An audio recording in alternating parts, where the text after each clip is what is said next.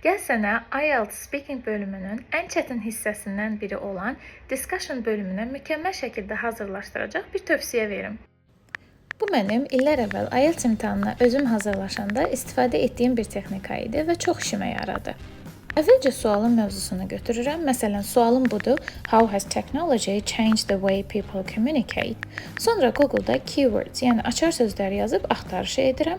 Bu mövzu ilə bağlı məqalə tapıb hər hansı bir məqalə oxuyuram. Amma məqsəd kopyalamaq deyil, yəni eyni mətni götürüb danışmaq deyil. Məqalədən yeni sözlər, ifadələr və bəzi ideyalar götürürəm. Bu sözləri və bəzi ideyaları öz cümlələrimdə istifadə etməyə çalışıram. Məsələn, sadə bir cümlə demişəmsə, baxıram cümləmdə hansı ifadəni öyrəndiyim qəşəng ifadə ilə əvəz edə bilərəm ya da strukturunu necə dəyişə bilərəm. Və yenidən bir neçə dəfə öz-özümə baxaraq danışıq məşq eləyirəm, ucadan danışıram. Bu həm söz bazamı artırır, həm də daha təbii və dolğun cavab verməyimə kömək edir.